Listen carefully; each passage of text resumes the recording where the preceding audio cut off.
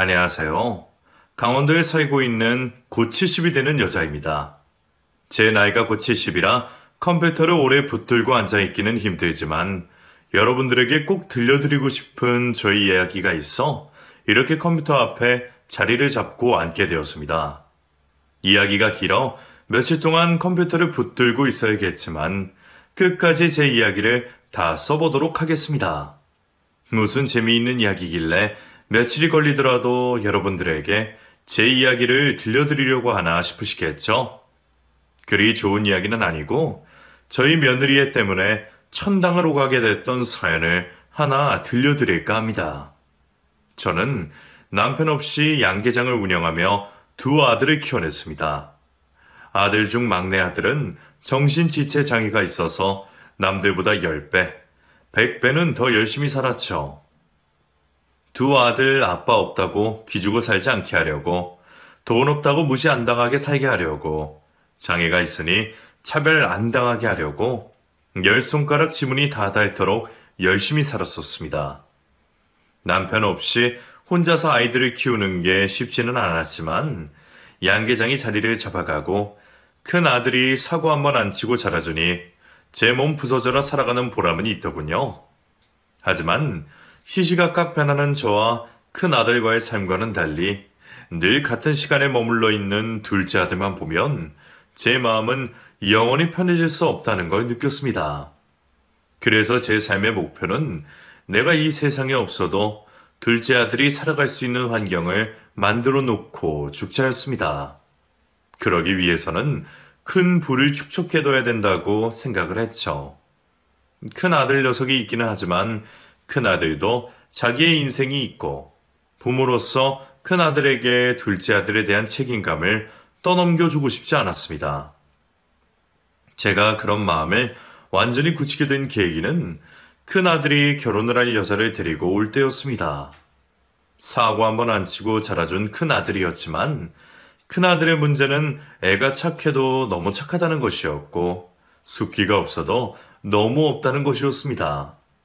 그런 큰 아들이 군대에서 선임들에게 맞고 살지 않을까 걱정을 했던 게 엊그제였던 것 같은데 결혼할 여자를 데리고 오니 저는 참 신기하면서도 우리 아들을 만나는 여자가 어떤 여자인가 궁금했습니다. 연애하고 있단 소리를 한 번도 안 턴데 언제 어디서 만나서 결혼까지 결심하게 된 거니? 저의 질문에 역시나 아들은 쑥스러운지 대답을 하지 않았고 아들이 데려온 며느리만 초롱초롱한 눈빛을 발사하며 똑부러지게 말했습니다. 제가 보험 일을 하고 있거든요. 친구 소개로 석현 씨 소개받아서 보험 영업하다가 사람이 너무 좋아 보여서 제가 먼저 꼬셔서 만나게 됐어요. 저희 지금 만난 지는 2년 정도 됐고요. 이 정도면 결혼해도 되지 않겠나 싶어서 제가 먼저 결혼하자고 했더니 석현 씨도 좋다고 해서 어머님께 인사도 드릴 겸 결혼 허락도 받을 겸 왔어요. 예비 시모를 처음 보는 자리임에도 불구하고 전혀 긴장하지 않은 모습으로 말하는 며느리를 보며 보통에는 아니구나 싶었습니다. 그리고 그런 성격을 가진 사람이 우리 큰아들이 만나야 되는 신부감이라고 생각을 했습니다. 우리 석현이랑 결혼을 결심하기가 쉽지가 않았을 텐데 어떻게 결혼을 결심하게 된 건지 물어봐도 될까요? 석현이 동생이 아프다는 건 알고 있겠죠? 어머님, 말씀 편하게 하세요. 그리고 저 석현 씨 동생 아픈 것도 알고 있고 웬만한 집안 사정 다 알고 결혼하기로 결심한 거예요. 어머님이 더 잘 아시겠지만 석현 씨 수줍은 많고 말수는 적지만 정말 좋은 사람이잖아요. 그게 답답하게 느껴질 때도 있지만 석현 씨만큼 착한 사람도 없다는 생각이 드니까 이 사람이다 싶더라고요. 그래서 결혼을 결심하게 됐어요. 석현 씨는 뭐 때문에 저랑 결혼을 결심하게 됐는지는 모르겠지만요. 그래요. 우리 석현이가 답답한 구석이 있긴 하지만 애가 얼마나 착한지 몰라요. 어릴 때부터 동네 친구들한테 사탕 뺏기고 머리 한 대 쥐어받고 와도 울지도 않고 이르지도 않고 얼마나 착했는지. 천성이 착해서 같이 살면 나쁜 일로 속 썩이는 일은 없을 거예요. 며느리처럼 똑 부러지는 여자가 집으로 들어오면 우리 아들도 어디 가서 손해를 보거나 사기를 당하고 살지는 않겠다 싶었습니다. 그래서 저는 며느리가 혹여나 하고 있을 둘째 아들에 대한 걱정을 덜어주려고 했습니다. 혹시나 해서 말인데 우리 둘째 아들이 결혼하는데 걸림돌이 된다면 그건 걱정하지 마세요. 내가 평생 책임지고 갈래라 석현이한테도 석현이 저한테도 맡길 생각 전혀 없답니다. 제 말 무슨 말인지 아시겠죠? 당연하죠. 그렇지 않아도 석현 씨도 그러더라고요. 어머님이 도련님 인생 끝까지 책임지려고 하신다고.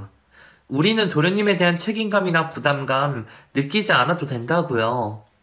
그렇다고 제가 도련님을 모른 척하고 산다는 건 아니지만 도련님 때문에 결혼을 고민하거나 그러진 않으니 어머님도 걱정 마세요. 성격도 그렇고 보호망 일일 정도로 일을 잘하는 것도 그렇고 뭐 하나 빠지는 게 없이 마음에 드는 며느리였지만 한 가지 걱정이 있었습니다. 며느리 기에 눌려 우리 큰아들이 기도 못 펴고 살고 며느리한테 잡혀 사는 게 아닐까라는 걱정이었죠. 제가 그런 걱정을 하고 있자 저희 양계장에서 일하는 아주머니들이 그러더군요. 석현이 엄마, 뭐 그런 걱정을 다 하고 있어. 석현이가 어련히 알아서 데리고 왔을까봐. 내가 봤을 때 석현이는 자기 엄마처럼 일 잘하고 똑 부러지는 여자 데리고 온 것 같아. 원래 아들들이 자기 엄마 닮은 여자를 좋아하잖아. 듣고 보니 그런 것 같았습니다. 아들이 꼭 저같이 똑똑하고 야무진 여장부 같은 여자를 데리고 온 것 같기도 했었죠. 그렇게 생각을 하니 아들이 보는 눈이 좀 있는 것 같고 우리 집에 들어올 사람이 들어오는 거다 싶으면서 걱정이 한시름 놓였습니다. 큰아들을 결혼시킬 때 제가 남부럽지 않은 양계장을 운영하고 있다는 게 얼마나 다행인지 몰랐습니다. 대학까지 보내놓은 큰아들은 성격이 소극적이라 그런지 어디 번번한 곳에 취업을 못하더라고요. 그래서 저희 양계장에 청소일이라도 시키고 있었는데 그 덕분에 사돈들 얼굴 보기가 그나마 수월했답니다. 제가 양계장도 안 하고 있고 아들도 직업이 번번찮으면 사돈들도 보호망으로 잘 나가는 딸을 저희 집으로 시집 보내기는 싫으셨을 겁니다. 제가 딸 가진 부모라도 보내고 싶지 않았을 거고요. 상견례 자리에서 사부인도 그러더군요. 사돈이 그렇게 큰 양계장을 한다고 하시니 한편으론 참 다행이다 싶었어요. 정서방이 사돈한테 잘 배워서 가업 물려받으면 우리 애들 먹고 살 걱정은 안 해도 되니까 말이에요. 석현이가 회사 다니면서 다른 사회 경험하는 것도 좋지만 조금이라도 빨리 양계장 일 배워서 물려받으면 저도 편안히 제 밑에서 일을 시키고 있는데 자기만 잘 배우고 잘하면 주미랑 평생 양계장으로 먹고 살고도 남지요. 그렇게 저는 저희 양계장을 앞세워 큰아들 결혼을 무사히 치렀답니다. 큰아들이 결혼을 해서 가정을 꾸리게 되었으니 양계장 청소만 시킬 게 아니라 본격적으로 양계장 일을 알려줘야겠다고 생각을 했습니다. 그런데 이놈이 머리가 나쁜 건지 하려는 의지가 없는 건지 알려줘도 제대로 해내지를 못하더라고요. 이거 정말 큰일 났다 싶었습니다. 일을 잘 못해내는 건 둘째치고 애가 착하고 물러 터져서 거래처에 받아야 되는 미수금도 제대로 받지 못하고 손해보는 장사만 하고 있지 않겠습니까? 이대로 가다가는 내 피땀 흘려 만들어 놓은 양계장이 금방 망해겠다 싶어 큰아들이 아닌 다른 대체자를 찾아 나섰습니다.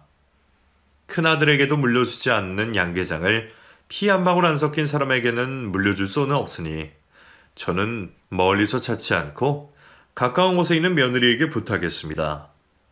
주미야, 네가 보험하면서 지금까지 이뤄온 것도 있고 재미있게 자부심 느끼면서 일하고 있는 것도 아는데 석현이랑 같이 양계장 일 좀 해주면 안 되겠니?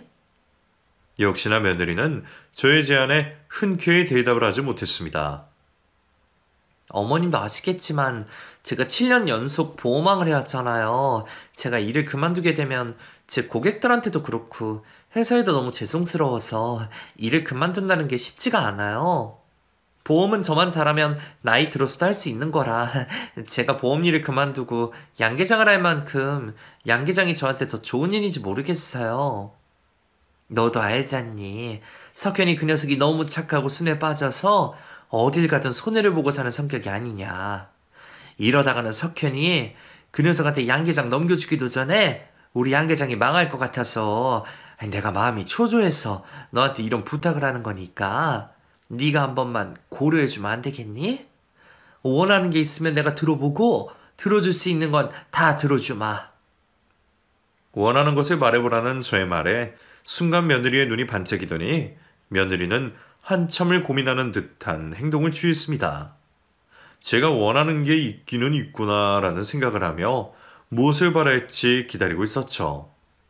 며느리는 선뜻 말하기 어려운 내용인지 평소 화끈한 성격답지 않게 계속해서 말하기를 망설였습니다. 주미야, 내가 말해보라고 한 거니 걱정 말고 일단 말해봐. 뭐가 됐든 내가 고려는 해볼게. 어머님, 제가 욕심도 많고 욕망도 커서 뭘 하면 무조건 1등이나 최고가 돼야 되는 성격이거든요. 그래서 어머님 양계장을 제가 맡게 되면 어머님보다 더 잘 운영할 자신이 있어서 드리는 말씀인데, 제가 석현 씨보다 양계장 더 잘 꾸려나가면 어머님 양계장 저 주시면 안 될까요? 그 정도는 돼야지 저도 보험일 그만두고 양계장에 정붙이고 제대로 일해볼 수 있을 것 같아서요. 너무 무리한 요구일까요? 며느리가 말한 요구사항은 제 생각보다는 들어주기 쉬운 요구사항이었습니다. 왜냐하면 저는 당연히 며느리에게 양계장을 넘겨줄 생각으로 말을 꺼낸 것이었기 때문이었죠. 아들도 못하는 일을 며느리가 대신해 준다는데 양계장을 며느리에게 물려주는 게 어려운 일은 아니었으니까요. 아이고 주미야, 그건 당연하지. 걱정 마라. 네가 양계장 나만큼만 꾸려나가면 석현이 말고 너한테 물려줄게. 그거 하나는 내가 약속하마. 정말요? 정말 양계장 저 주시는 거죠, 어머님? 그럼 저 양계장 일 제대로 한번 배워볼게요. 저한테 한 달 정도만 가르쳐 주시면 그 이후로는 저 혼자 다 할 수 있을 거예요. 어머님은 저만 믿고 맡겨주세요. 며느리가 제 말 뜻을 잘 이해하기도 했고 서로 비슷한 점이 많아서 그런지 쿵짝이 아주 잘 맞았습니다. 아들한테 양계장 일을 가르쳐 줄 때는 속이 터져나갈 것만 같았는데 며느리에게 가르쳐 줄 때는 하나를 알려주면 열을 깨우치니 가르치는 재미가 쏠쏠했죠. 며느리는 정말로 한 달 만에 양계장 일을 모두 숙지했습니다. 제가 마음 편히 자리를 비워도 될 정도였습니다. 어머님, 지금까지 혼자서 양계장 운영해 오신다고 고생 많으셨어요. 도련님도 돌보면서 하시느라 얼마나 힘드셨겠어요. 이제는 제가 알아서 잘할 테니 걱정하지 마시고 맘 놓고 푹 쉬세요. 그동안 못 가봤던 제주도도 다녀오시고 친구들이랑 해외여행도 가시고 하실 거예요. 그리고 도련님이랑도 더 좋은 시간 보내세요. 고맙다 주미야. 자식 새끼들 먹여 살리려고 앞만 보고 달려온 게 벌써 30년도 더 넘었는데 네 덕분에 나도 드디어 숨을 돌리는구나. 네 말대로 쉬면서 여행도 다니고 우리 정연이한테도 더 집중하고 해야겠다. 정말 고맙다 수미야. 며느리 말대로 저는 며느리에게 양계장을 맡기고 친구들과 여행을 다니기도 하고 둘째 아들과의 좋은 시간을 보내기도 했습니다. 혼자서 양계장을 하며 아이들을 키울 때도 큰아들보다는 아무래도 아픈 둘째 아들에게 더 신경을 쓰며 살아왔다지만 일 때문에 다른 엄마들만큼 신경 써주지 못한 건 사실이었습니다. 그게 마음에 많이 걸렸던 저는 둘째 아들 옆에 꼭 붙어 다니면서 어릴 때 해주고 싶었지만 해주지 못했던 것들도 해주고 더 넓은 세상을 보여주기 위해 둘이서 여행을 자주 다니기도 했습니다. 그렇게 몇 년이라는 시간을 보내던 중이었습니다. 어머님, 근데 제가 보니까 어머님 건강검진을 안 받으시는 것 같던데 왜 안 받으세요? 어머님 나이면 적어도 1년에 한 번은 받아야 되지 않아요? 저희 부모님은 1년에 2번 정도 건강검진 하시거든요. 건강검진은 무슨 건강검진이냐? 내 평생 한 번도 안 해봤지만 큰 문제 없이 잘 지내고 있다. 몸에 무슨 문제가 생길 것 같으면 그때가 더 늦지 않으니 그건 걱정 마. 내가 다른 건 몰라도 내 건강에 자부심이 있어. 어머님 그건 아니에요. 저도 매년 받고 있는 건강검진인데 어머님 나이를 생각하세요. 그리고 어머님은 평생 일만 하고 살아오셔서 더더욱 받으셔야 한다고요. 제가 예약해 드릴 테니까 올해부터 꾸준히 받으세요. 건강검진을 받아야 된다는 며느리 때문에 귀찮은 일이 하나 더 생겼다고 생각했습니다. 저는 건강에 자부심이 있었던지라 쓸데없는 시간과 돈을 낭비하는 것이라고 생각했었죠. 하지만 그 생각은 저의 오만이자 큰 착각이었습니다. 생애 첫 건강검진에서 저는 암을 발견하게 되고 만 것이었죠. 어머님 걱정하지 마세요. 암 크기가 작아서 어머님은 다른 치료 필요 없이 수술만 하시면 된다고 하네요. 초기에 발견한 걸 불행 중 다행이라 생각하시고 마음 편히 가지고 계세요. 아시겠죠? 아이고 주미야, 네가 아니었으면 어쩔 뻔했니? 내 속에 암이 있는지도 모르고 암을 키우면서 살 뻔했다. 네가 내 생명의 은인이다. 너한테는 고마운 일만 자꾸 생기는구나. 며느리 덕분에 초기에 암을 발견한 저는 무사히 수술로 암을 떼어낼 수 있었습니다. 며느리와 큰아들은 양계장 일로 바쁘니 병원에 지내는 동안은 간병인을 쓰려고 했는데 며느리가 극구 반대를 하며 꼭 자기 손으로 저를 간병하겠다고 고집을 부렸습니다. 어머님 수술하고 나면 몸도 불편하실 텐데 남의 손 빌리면 얼마나 더 불편하시겠어요.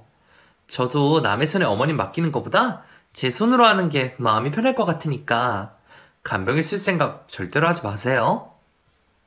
아들도 아니고 며느리가 제 병수발에 들어줄 거라고는 살면서 한 번도 상상하지 못한 일이었습니다. 늘 누군가를 돌보기만 했었지 누군가가 저를 돌봐줄 거라는 사실 자체를 상상하지 못한 일이기는 했습니다. 며느리에게 인간적으로 너무 감사했던 저는 며느리에게 큰 선물 하나 줘야겠다고 생각했습니다. 주미야, 네가 지금 새로 뚫은 거래처가 얼마나 되지? 한 10곳 정도 되나? 그렇지 않을까요? 근데 갑자기 그건 왜 물어보세요? 어머님 설마 다시 양계장 일하시려는 거 아니죠? 나는 이제 몸이 이래서 양계장이라도 못할 것 같구나.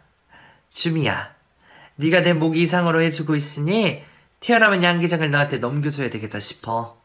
그동안 고생 많았고 앞으로도 잘 부탁한다. 늘 똑순이 같고 깍쟁이같이처럼 굴던 며느리가 신이 났는지 어린아이처럼 웃으며 방방 뛰기 시작했습니다. 며느리가 이토록 좋아하니 제 기분도 좋아지던 순간이었죠. 보통은 남자가 가장이 되어야 되는데 큰아들네는 며느리가 가장이 되어야 되니 며느리에게 양계장에 넘기는 것은 당연한 것이라 생각했습니다. 며느리에게 양계장을 넘겨주기로 약속을 하고 퇴원만을 손꼽아 기다리며 병원에 누워있을 때였습니다. 며느리가 갑자기 기니 한 말이 있다며 심각한 표정을 지어 보였습니다. 어머님, 제 말 오해하지 말고 들어주셨으면 해요. 어머님 수술하시고 나서도 회복하는 데 시간이 오래 걸리시기도 하고 앞으로도 건강 생각도 하셔야 되니까 도련님을 전문 시설에 맡기는 게 어떨까요? 저도 오랜 고민 끝에 드리는 말씀이에요. 주미야, 네가 무슨 걱정을 하는지는 알겠지만 난 아직까지는 괜찮다. 시설에는 내가 죽고 나서 보내면 보낼지 나 살아있는 동안은 보낼 생각이 없어. 나도 다 생각이 있으니 너는 정연이 걱정까지는 하지 않았으면 좋겠구나. 오늘 이야기는 못 들은 걸로 할 테니 앞으로 그 이야기는 꺼내지 말자. 며느리가 나쁜 마음을 가지고 꺼낸 이야기가 아니라고 생각하고 싶었습니다. 저도 지금껏 살면서 한 번도 둘째 아들을 시설에 맡길 생각을 해본 적이 없는데 가족이 된 지 얼마 안 된 며느리가 그 이야기를 꺼내니 심장이 목 밖으로 쏟아나올 것 같은 느낌을 받았습니다. 큰아들이나 며느리에게 둘째 아들에 대한 부담감을 느끼게 해준 적이 없다고 생각을 했는데 나 모르게 자기들끼리는 장애가 있는 동생에 대한 책임감이나 부담감을 느끼고 있었던가 싶었죠. 퇴원 후 바로 양계장을 며느리에게 넘겨주고 난 뒤 큰아들과 며느리를 불러 앉혀놓고 다시 한번 말했습니다. 양계장을 주미 앞으로 넘겨주긴 했지만 양계장 땅은 석현이 앞으로 해줄 생각이니 양계장은 너희 둘의 것이라고 생각하고 둘 다 열심히 같이 잘 꾸려나가도록 해라. 그리고 내가 너희한테 양계장을 넘겨줬다는 이유로 정윤이까지 맡길 생각은 아니니 정윤이에 대한 걱정은 하지 않아도 된다. 정윤이는 내가 끝까지 책임질 거니까 너희는 너희 식구들만 생각하고 살아. 어머님, 제가 병원에 썼던 말 때문에 그러시는 거죠. 제가 너무 경솔했어요. 어머님도 생각이 다 있으셨을 텐데 제가 죄송해요. 양 계장도 큰아들내에 넘겨주었고 둘째 아들에 대한 부담감도 덜어내어 줬으니 부모로서 해야 할 일은 마쳤다고 생각을 했습니다. 그렇게 3년이라는 시간을 보냈습니다. 아마 그 3년이 제 인생 중 가장 즐거운 3년이 아니었나 싶습니다. 죽을 병에도 한번 걸려보고 양 계장도 제 손을 떠났으니 저는 늦바람이 든 사람 마냥 하고 싶은 걸 다 하면서 살았습니다. 그렇게 인생이 최고의 3년이란 시간을 보내고 있을 때였어요. 며느리가 생뚱맞게 저에게 재혼을 할 생각이 없냐고 물어왔습니다. 어머님, 혼자 지내시기 적적하지 않으세요? 아버님 없이 보낸 세월만 해도 수십 년이 흘렀는데 재혼 생각도 한번 해보셔도 괜찮을 것 같아요. 제가 좋은 남자 한 명 소개해드릴까요? 뒤에도 참 시모한테 장난칠 게 없어서 그런 장난을 치니 난 됐다. 정연이가 있는데 내가 무슨 재혼을 생각하겠어. 어머님, 도련님도 받아줄 수 있는 좋은 남자를 만나면 되죠. 제가 이 이야기를 왜 꺼냈냐면 제 주변에 정말 괜찮은 사람이 있거든요. 그 사람을 어머님한테 꼭 소개해드리고 싶어서 그래요. 처음엔 며느리가 저를 놀린다고 장난으로 꺼낸 말인 줄 알았습니다. 하지만 며느리는 몇 날 며칠 쫓아다니며 남자를 소개받아 보는 게 어떻겠냐며 귀찮게 굴었습니다. 재혼을 한다는 상상을 안 해본 것은 아니었습니다. 하지만 젊은 날에 먹고 사는 게 바빠 마음을 접었고 나이가 들어 여유가 생겼을 때는 아픈 둘째 아들 때문이라도 마음을 접게 되었죠. 그런데 제 사정을 가장 잘 알고 제가 제일 믿고 있는 며느리가 그러니 마음이 혹하기나 하더군요. 그래서 이것도 하나의 경험이라 생각하고 며느리가 소개해준 남자를 소개만 받아보기로 했습니다. 며느리가 분명 저와 나이 차이가 크게 나지 않는다고 해서 나갔는데 알고 보니 며느리가 소개해준 남자는 저보다 10살 가까이 어린 사람이었습니다. 아유, 죄송합니다. 나이 차이가 이렇게 나는 걸 알았으면 이런 자리에 만들지 않았을 텐데 정말 죄송합니다. 제가 무슨 호사를 누리자고 저보다 한참이나 어리신 분을 소개받겠습니까? 주책이라 생각하지 마시고 이해해 주시기 바랍니다. 미숙 씨, 무슨 그런 말을 하세요? 저는 다 알고 다 온 자리입니다. 미숙 씨가 제 나이 듣고 부담스러우실까봐 며느님이 살짝 거짓말한 것 같네요. 그리고 얼굴만 보면 저랑 비슷해 보이니 부담 가지지 않으셨으면 합니다. 미숙 씨가 동안이시기도 하고 제가 노안이라 누가 봐도 연배가 비슷해 보일 것 같은데요.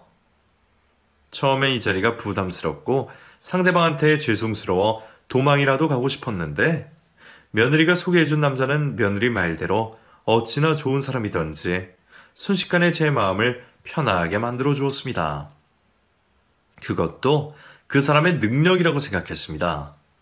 불편하던 마음은 금방 편해졌고 굳게 닫혀있던 제 마음도 어느 순간 활짝 열리게 되었습니다. 미숙 씨, 저를 불편하게 생각하지 말아요. 저도 아내랑 사별하고 20년 넘게 혼자 살아왔습니다. 비록 자식은 없지만 저도 미숙 씨만큼이나 힘들고 외로운 삶을 혼자 살아왔죠. 그래서 제가 누구보다도 미숙 씨의 마음을 잘 안다고 자부할 수 있습니다. 그러니 이제 남은 생은 외로웠던 사람들끼리 의지하면서 사는 게 어떨까요? 장애가 있는 아들을 둔 엄마로서 재혼은 결코 쉬운 일이 아니었습니다. 그래서 제가 소개남에게 말했습니다. 창식 씨도 아시다시피 저한테는 제가 평생 돌봐야 되는 아들이 하나 있습니다.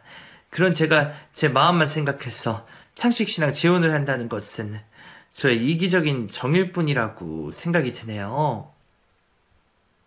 둘째 아들을 생각하면 둘째 아들과 소개남을 위해서라도 재혼은 하지 않는 게 맞는다고 생각을 했습니다. 그러자 소개남은 재혼이라고 하면 미숙 씨한테는 너무 부담이 되는 일이니 그런 앞으로 우리 둘 그냥 좋은 친구라 사이라고 생각하면서 지냅시다. 날씨 좋은 날 데이트도 하고 둘째 아드님 데리고 놀러도 다니면서 그렇게 지내자고요. 라고 말을 했습니다. 차라리 그렇게 지내는 게 낫겠다 싶었습니다. 제가 황혼에 재혼을 한다는 것도 참 우스운 일이라는 생각이 들었기 때문이었죠. 하지만 저는 얼마 가지 않아 소개남과의 재혼을 결심하게 되었습니다. 그 이유는 바로 저희 둘째 아들 때문이었어요.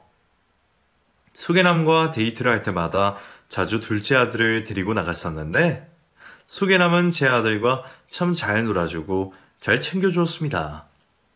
지금껏 혼자 아이를 키우면서 아이들에게는 제가 있으니 아빠는 필요 없다고 생각을 했었는데 큰아들 장가도 다 보내고 제 나이 60이 되었어야 제 아들에게도 아빠가 필요했었다는 걸 깨닫게 되었습니다. 매번 이렇게 우리 아들이랑 놀아주고 챙겨줘서 고마워요. 저랑 만날 때마다 고생만 하시는 게 아닌지 걱정입니다.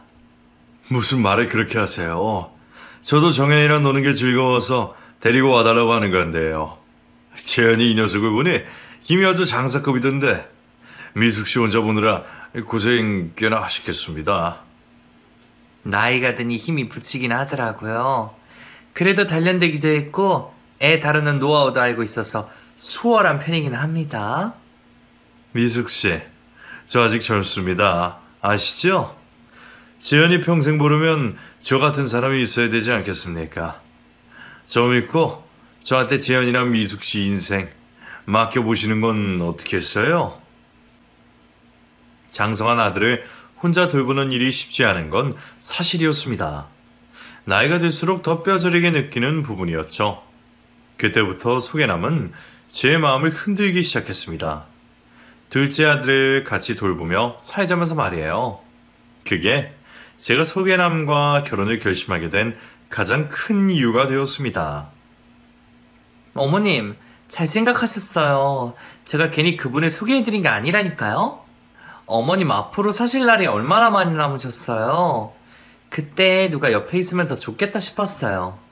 그분 분명히 어머님한테도 도련님한테도 좋은 인연이 되어줄 거예요. 주미야, 내가 너한테 받은 게 너무 많구나. 내 아들 인생도 내 인생도 결국 네가 완성을 시켜주네. 고맙다 주미야. 그렇게 저는 쉽지만 않았던 황혼 재혼을 결심하게 되었습니다. 반백살이 한참 넘은 나이였는데도 재혼을 한다고 하니 초혼 때보다 더 설레고 떨렸습니다. 인생을 다시 시작하는 것 같은 기분이었죠. 참 오래 살고 볼 일이었습니다.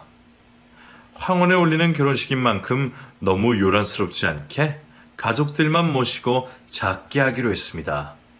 그리고 나이가 나이인지라 드레스를 입는 건 주체인 것 같아 한복을 입으려고 했는데 며느리가 여자가 살면서 드레스 한 번은 입어봐야 된다고 해서 결국 드레스까지 마치게 되었죠. 어머님 나이 생각 좀 그만하시고 하실 수 있는 거 다 해보세요. 아버님이랑 결혼하실 때도 혼인신고만 하고 사셨다면서요.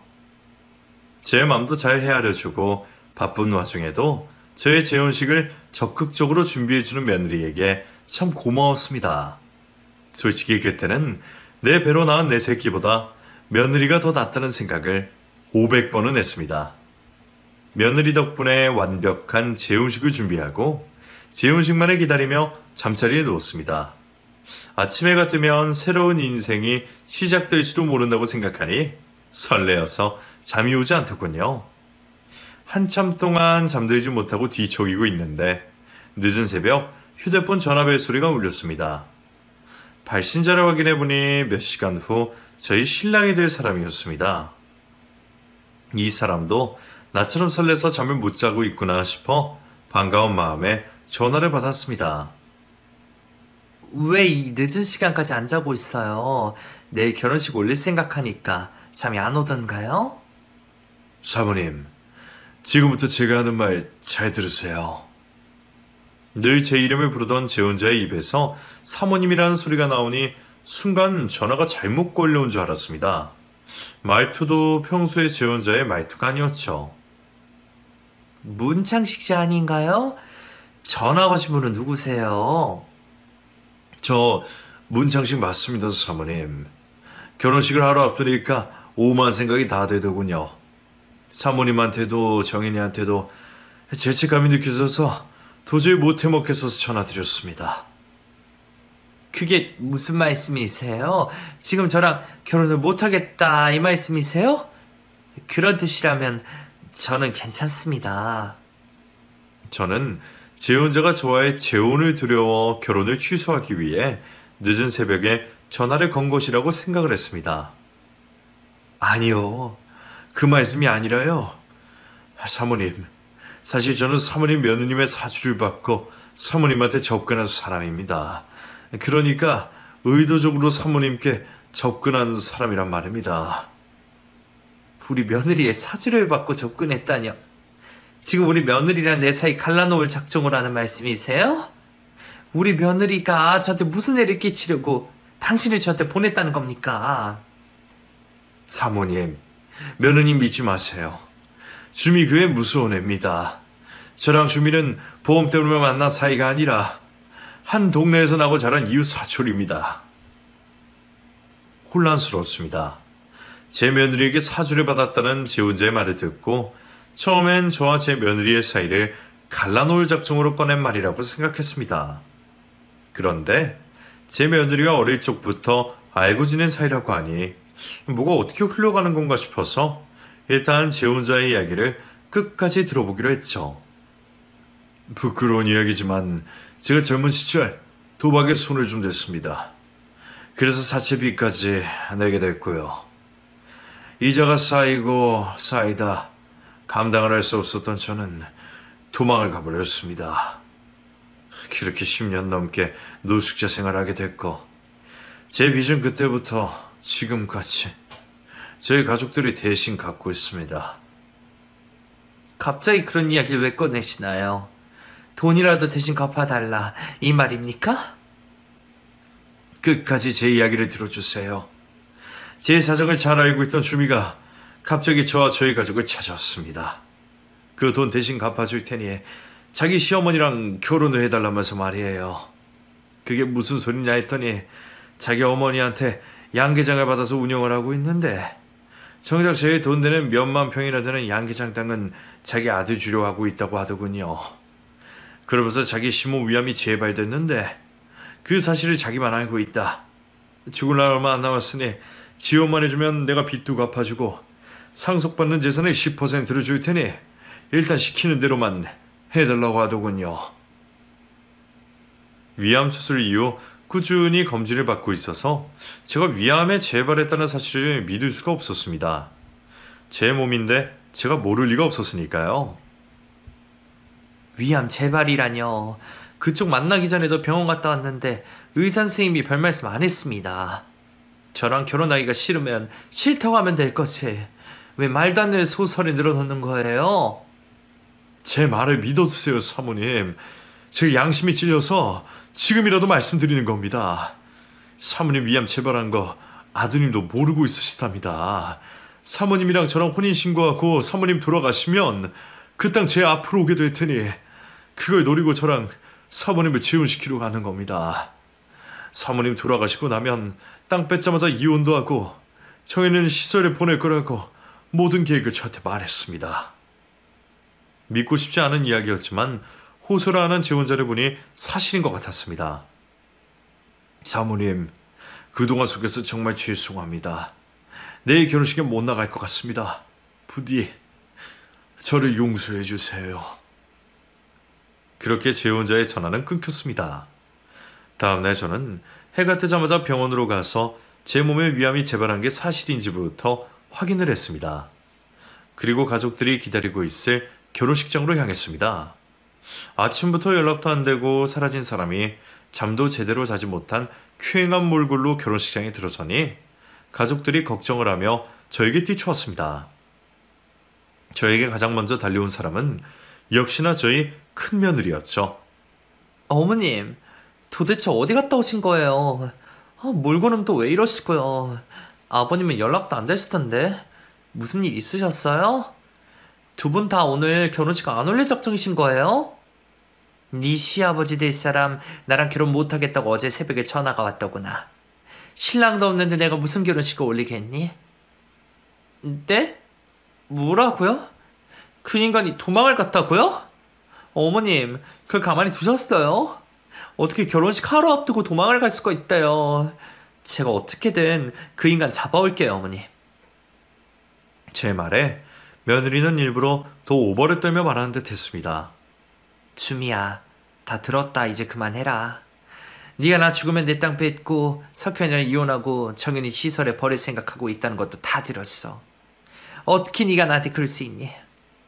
어머님, 그게 무슨 소리세요? 어머님이 돌아가시는 왜 돌아가시고 제가 이혼을 왜 하고 도련님을 왜 버려요? 땅은 또 무슨 소리예요? 끝까지 모른 척하려고 그러냐?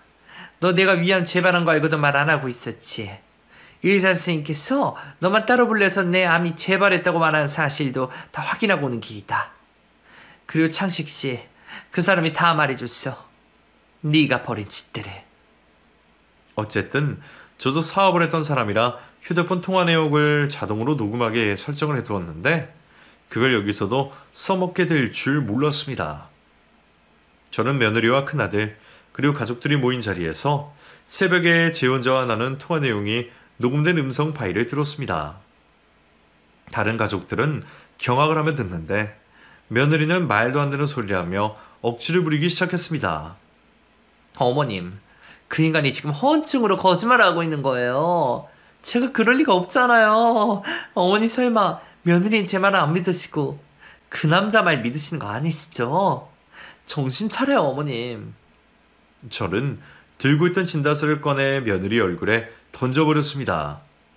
그럼 위암 재발했다는 사실은 왜 숨겼니? 의사 선생님도 한참 전에 너한테 말해뒀다고 하시던데 이러고도 아니라고 잡아댈 생각이냐? 그제야 며느리는 아무 말도 하지 않았습니다. 한참의 정적이 흐른 후 며느리가 떨리는 목소리로 말했습니다. 어머님이 양계장을 넘겨주실 때 완전히 넘겨만 주셨어도 이런 일은 일어나지 않았을 거예요. 이건 다 어머님 때문에 생긴 일이니 탓을 하시려거든 어머님 스스로를 탓하세요. 너 정말 땅 때문에 이러는 거니? 솔직히 말해서 석현이한테 주나 너한테 주나 그게 그건데 그 땅이 그리 욕심이 나던? 어머님, 고생을 제가 다 하는데 왜 아들이란 이유로 땅을 석현 씨한테 주시라는 거예요? 양기장에 넘겨주시거든 사업자만 넘기실 게 아니라 가장 중요한 땅도 같이 넘겨주셨어야죠. 석현 씨가 아니라 제가 석현 씨 먹여 살리고 있는데 바보 머저리 같은 인간 편하게 살고 해주고 있는 건 전데 그걸 아시면 저한테 주셨어야죠.